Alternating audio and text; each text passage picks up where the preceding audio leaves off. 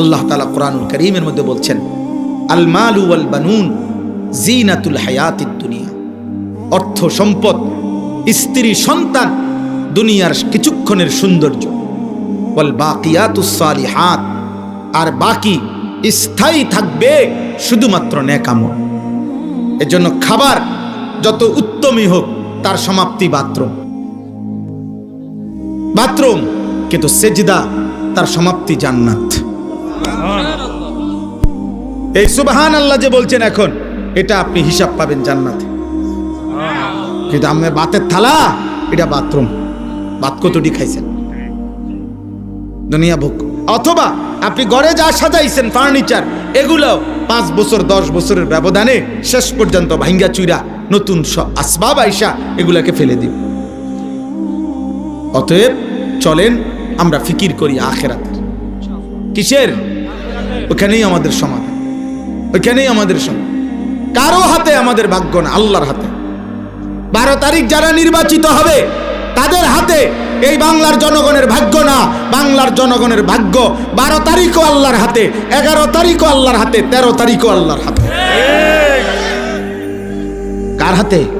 হ্যাঁ, সুখ আল্লাহর কাছ থেকে, দুঃখ আল্লাহর কাছ থেকে, শান্তি আল্লাহর কাছে, নিরাপত্তা আল্লাহর কাছে, স্বস্তি আল্লাহর কাছে, আল্লাহর কাছে। তিনি ভালো রাখলেই ভালো থাকা, তিনি ভালো না রাখলে ভালো থাকার সুযোগ নেই। ভুল করো না আব্বা, ভুল করো না। আমি অনুরোধ করলাম, অনেক ছেলে তোমরা বুঝতে চাচ্ছ না, কি করছো না করছো তোমরাই জানো। কেন হাসো, কেন নাচো, কি চুল রাখছো, কি নারী দেখতেছো, কি মজা পাইছো? আরে ভাইয়া, নিজের হিসাব মিলাও, দিবানিশির হিসাব মিলাও। ওই দেখেন, ওই ওরা এখানে দেখেন ফাইজলামি করতেছে, দেখেন এই যে দেখেন, দেখছেন এই যে, না না এই তো জীবন, কোনো অভিভাবক নাই যে। মূল বিষয়টাই এটা, মানে নিয়ম তো অভিভাবক থাকতে হয়, কেউ ধরতে হয় তাকে। মানুষকে সাবধান, মনে রাখবেন, গরু ছাগলের বাচ্চা এমনি এমনি বড় হয়, কারণ তার কোনো তরবিয়ত লাগে না, তার কোনো আখলাক চরিত্রের কিছু নেই।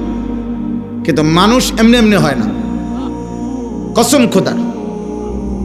মানুষকে কেউ গড়তে হয়, গড়তে হয়, গড়তে হয়। এমনকি কিতাবে আছে যে কোনো বই, একেবারে উত্তম কথাওয়ালা, নীতিবাক্যওয়ালা যদি বইও তাকে দিয়ে দেওয়া হয়, এই বই মানুষ গড়তে পারে না, মানুষ মানুষ গড়ে। জীবন্ত মানুষ তাকে ধরতে হয়। আমার একবারের চুল আমার বড় ভাই 3 বারও কাটাইছে, আবার যাও সেলুনে,